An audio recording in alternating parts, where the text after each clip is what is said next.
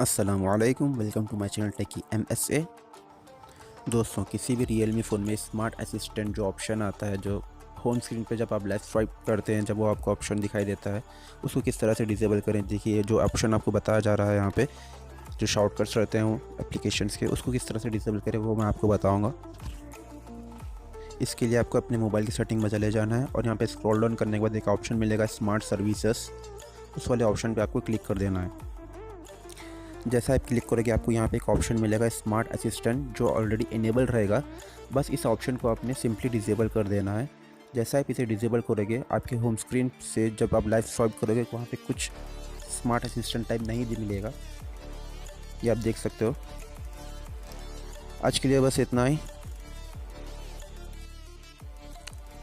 Thanks for watching. Like और subscribe पर एक साथ क्लिक कर दें। थैंक्स।